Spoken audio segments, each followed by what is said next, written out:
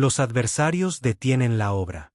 Oyendo los enemigos de Judá y de Benjamín que los venidos de la cautividad edificaban el templo de Dios de Israel, vinieron a Zorobabel y a los jefes de casas paternas, y les dijeron: Edificaremos con vosotros, porque como vosotros buscamos a vuestro Dios, y a él ofrecemos sacrificios desde los días de Esar-Adón rey de Asiria, que nos hizo venir aquí.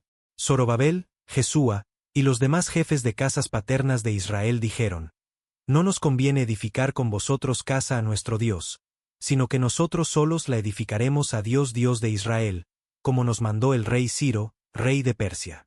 Pero el pueblo de la tierra intimidó al pueblo de Judá, y lo atemorizó para que no edificara. Sobornaron además contra ellos a los consejeros para frustrar sus propósitos, todo el tiempo de Ciro rey de Persia y hasta el reinado de Darío rey de Persia. Y en el reinado de Asuero, en el principio de su reinado, escribieron acusaciones contra los habitantes de Judá y de Jerusalén. También en días de Artajerjes escribieron Bislam, Mitrídates, Tabeel y los demás compañeros suyos, a Artajerjes rey de Persia, y la escritura y el lenguaje de la carta eran en arameo. Rehum canciller y Simsai secretario escribieron una carta contra Jerusalén al rey Artajerjes. En tal fecha escribieron Rehum canciller y Simsai secretario, y los demás compañeros suyos los jueces, gobernadores y oficiales, y los de Persia, de Erec, de Babilonia, de Susa, esto es, los elamitas, y los demás pueblos que el grande y glorioso Asnapar transportó e hizo habitar en las ciudades de Samaria y las demás provincias del otro lado del río. Y esta es la copia de la carta que enviaron al rey Artajerjes: Tus siervos del otro lado del río te saludan. Sea notorio al rey, que los judíos que subieron de ti a nosotros vinieron a Jerusalén, y edifican la ciudad rebelde y mala, y levantan los muros y reparan los fundamentos. Ahora sea notorio al rey, que si aquella ciudad fuere reedificada, y los muros fueren levantados, no pagarán tributo, impuesto y rentas, y el erario de los reyes será menoscabado. Siendo que nos mantienen del palacio, no nos es justo ver el menosprecio del rey, por lo cual hemos enviado a hacerlo saber al rey, para que se busque en el libro de las memorias de tus padres. Hallarás en el libro de las memorias, y sabrás que esta ciudad es ciudad rebelde, y perjudicial a los reyes y a las provincias, y que de tiempo antiguo forman en medio de ella rebeliones, por lo que esta ciudad fue destruida. Hacemos saber al rey que si esta ciudad fuere reedificada, y levantados sus muros, la región de más allá del río no será tuya. El rey envió esta respuesta a Rehum canciller, a Simsai secretario, a los demás compañeros suyos que habitan en Samaria, y a los demás del otro lado del río: salud y paz. La carta que nos enviasteis fue leída claramente delante de mí.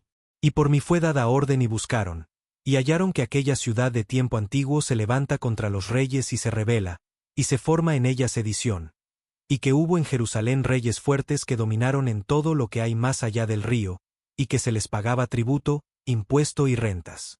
Ahora, pues, dad orden que cesen aquellos hombres, y no sea esa ciudad reedificada hasta que por mí sea dada nueva orden.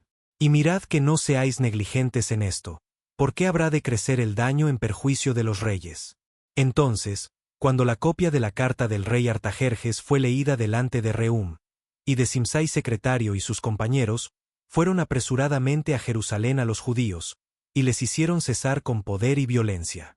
Entonces cesó la obra de la casa de Dios que estaba en Jerusalén, y quedó suspendida hasta el año segundo del reinado de Darío rey de Persia. Reedificación del templo. Profetizaron Ageo y Zacarías hijo de Iddo, ambos profetas, a los judíos que estaban en Judá y en Jerusalén en el nombre del Dios de Israel quien estaba sobre ellos. Entonces se levantaron Zorobabel hijo de Salatiel y Jesúa hijo de Josadac, y comenzaron a reedificar la casa de Dios que estaba en Jerusalén, y con ellos los profetas de Dios que les ayudaban. En aquel tiempo vino a ellos Tatnai gobernador del otro lado del río, y Setar-Boznai y sus compañeros, y les dijeron así: ¿Quién os ha dado orden para edificar esta casa y levantar estos muros? Ellos también preguntaron: ¿Cuáles son los nombres de los hombres que hacen este edificio? Mas los ojos de Dios estaban sobre los ancianos de los judíos, y no les hicieron cesar hasta que el asunto fuese llevado a Darío, y entonces respondieron por carta sobre esto. Copia de la carta que Tatnai gobernador del otro lado del río, y Setar-Boznai, y sus compañeros los gobernadores que estaban al otro lado del río, enviaron al rey Darío. Le enviaron carta, y así estaba escrito en ella: al rey Darío toda paz. Sea notorio al rey, que fuimos a la provincia de Judea, a la casa del gran Dios, la cual se edifica con piedras grandes. Y ya los maderos están puestos en las paredes, y la obra se hace deprisa, y prospera en sus manos. Entonces preguntamos a los ancianos, diciéndoles así: ¿quién os dio orden para edificar esta casa y para levantar estos muros? Y también les preguntamos sus nombres para hacértelo saber, para escribirte los nombres de los hombres que estaban a la cabeza de ellos. Y nos respondieron diciendo así: nosotros somos siervos del Dios del cielo y de la tierra, y reedificamos la casa que ya muchos años antes había sido edificada, la cual edificó y terminó el gran rey de Israel. Mas después que nuestros padres provocaron a ira al Dios de los cielos, Él los entregó en mano de Nabucodonosor rey de Babilonia, caldeo, el cual destruyó esta casa y llevó cautivo al pueblo a Babilonia. Pero en el año primero de Ciro rey de Babilonia, el mismo rey Ciro dio orden para que esta casa de Dios fuese reedificada.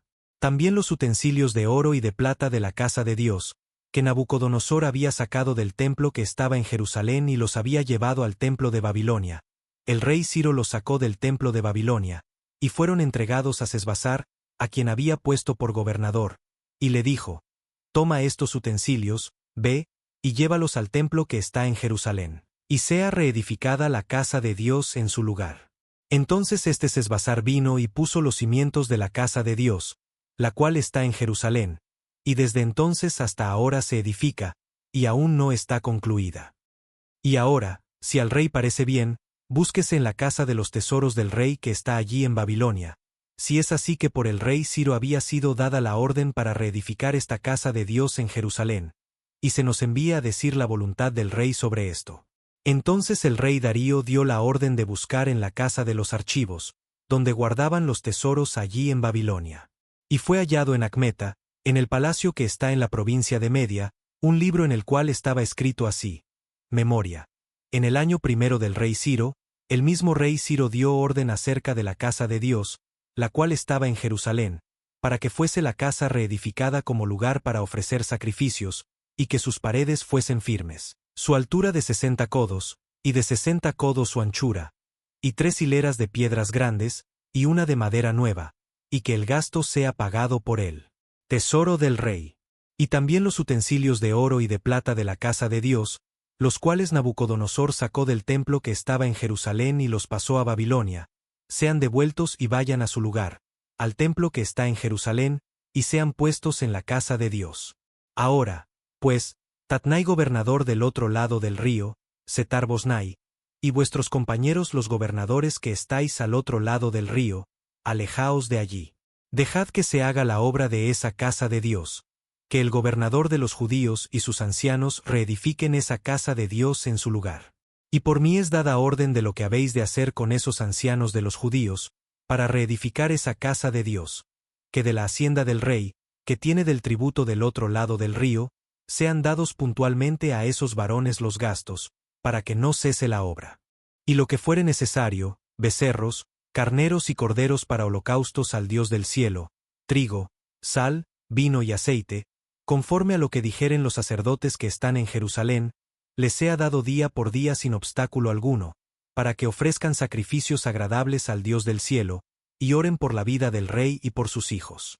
También por mí es dada orden, que cualquiera que altere este decreto, se le arranque un madero de su casa, y alzado, sea colgado en él, y su casa sea hecha muladar por esto. Y el Dios que hizo habitar allí su nombre, destruya a todo rey y pueblo que pusiere su mano para cambiar o destruir esa casa de Dios, la cual está en Jerusalén. Yo Darío he dado el decreto, sea cumplido prontamente. Entonces Tatnai gobernador del otro lado del río, y Setar-Bosnai y sus compañeros, hicieron puntualmente según el rey Darío había ordenado. Y los ancianos de los judíos edificaban y prosperaban, conforme a la profecía del profeta Ageo y de Zacarías hijo de Iddo. Edificaron, pues, y terminaron, por orden del Dios de Israel, y por mandato de Ciro, de Darío, y de Artajerjes rey de Persia. Esta casa fue terminada el tercer día del mes de Adar, que era el 6º año del reinado del rey Darío. Entonces los hijos de Israel, los sacerdotes, los levitas y los demás que habían venido de la cautividad, hicieron la dedicación de esta casa de Dios con gozo. Y ofrecieron en la dedicación de esta casa de Dios 100 becerros, 200 carneros y 400 corderos, y 12 machos cabríos en expiación por todo Israel, conforme al número de las tribus de Israel. Y pusieron a los sacerdotes en sus turnos, y a los levitas en sus clases, para el servicio de Dios en Jerusalén, conforme a lo escrito en el libro de Moisés. También los hijos de la cautividad celebraron la Pascua a los 14 días del mes primero. Porque los sacerdotes y los levitas se habían purificado a una. Todos estaban limpios, y sacrificaron la Pascua por todos los hijos de la cautividad, y por sus hermanos los sacerdotes, y por sí mismos. Comieron los hijos de Israel que habían vuelto del cautiverio, con todos aquellos que se habían apartado de las inmundicias de las gentes de la tierra para buscar a Dios de Israel. Y celebraron con regocijo la fiesta solemne de los panes sin levadura 7 días, por cuanto Dios los había alegrado, y había vuelto el corazón del rey de Asiria hacia ellos, para fortalecer sus manos en la obra de la casa de Dios, del Dios de Israel. El regreso del exilio babilónico marca uno de los momentos más conmovedores en la historia del pueblo de Dios. Después de 70 años de cautiverio, un remanente fiel emprende el viaje de regreso a Jerusalén, no para buscar riquezas o comodidades, sino con un solo propósito: reconstruir el templo del Señor. Esdras, sacerdote y escriba, emerge como el líder de este renacimiento espiritual, pero su grandeza no reside en su habilidad política o su elocuencia, sino en su determinación inquebrantable de volver a colocar la palabra de Dios en el centro de la vida de la nación. Lo primero que hace Esdras al llegar a Jerusalén no es trazar planes arquitectónicos ni organizar defensas militares, sino reunir al pueblo y leer públicamente el libro de la ley. Durante horas, de pie sobre una plataforma de madera, abre el rollo sagrado y devuelve a Israel su identidad perdida. El pueblo llora al escuchar palabras que no habían oído en generaciones, pero Esdras los exhorta: no os entristezcáis, porque el gozo de Dios es vuestra fuerza. La verdadera reconstrucción comienza no con piedras y mortero, sino con corazones que se someten nuevamente a la autoridad divina. La escena que sigue es una de las más hermosas de las Escrituras. El pueblo, conmovido hasta lo más profundo, celebra la fiesta de los tabernáculos como no se había hecho desde los días de Josué. Durante 7 días habitan en cabañas, recordando su dependencia de Dios en el desierto, y en el 8º día hay una gran solemnidad. La obediencia gozosa reemplaza la rutina religiosa, y la alegría santa inunda la ciudad. Esta secuencia nos enseña un principio eterno. El avivamiento genuino siempre nos lleva de vuelta a la palabra, y la palabra nos lleva a la adoración auténtica. Pero Esdras no se detiene en la emoción del momento. La palabra escuchada produce convicción, y la convicción conduce al arrepentimiento. Cuando el pueblo descubre que se han mezclado con naciones paganas en desobediencia al mandato divino, no buscan excusas ni atajos.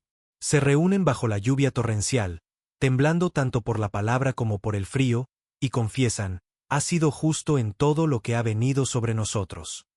El verdadero reavivamiento siempre incluye el quebrantamiento por el pecado y la determinación de obedecer a cualquier costo. Hoy, Dios sigue buscando Esdras que reconstruyan los templos derribados de nuestra fe. No necesitamos viajar a Jerusalén para comenzar esta obra. Debemos abrir las Escrituras y permitir que su verdad examine nuestros fundamentos. ¿Qué áreas de nuestra vida necesitan ser reconstruidas según el diseño original de Dios? ¿Qué prácticas hemos normalizado que contradicen su palabra? ¿Estamos dispuestos, como el pueblo en tiempos de Esdras, a llorar por nuestra desviación y luego regocijarnos en la gracia restauradora? La historia de Esdras nos recuerda que ningún periodo de ruina espiritual es irreversible cuando volvemos a la palabra con humildad y obediencia. El mismo Dios que inspiró las Escrituras puede inspirar nuestros corazones para vivir según ellas. La reconstrucción puede ser lenta, encontrará oposición y requerirá sacrificio, pero al final, el templo restaurado brillará como testimonio de que la fidelidad de Dios supera toda infidelidad humana. Que como Esdras, nos preparemos nuestros corazones para estudiar la ley del Señor, para cumplirla y para enseñarla. Porque cuando la palabra ocupa su lugar central, todo lo demás encuentra su propio lugar. ¿Qué templos, sueños o proyectos necesitan reconstrucción en tu vida? ¿Cómo manejas la oposición cuando haces lo correcto? ¿Qué papel juega la palabra de Dios en tus decisiones? Hoy, tu templo puede ser tu familia, tu fe o tu propósito.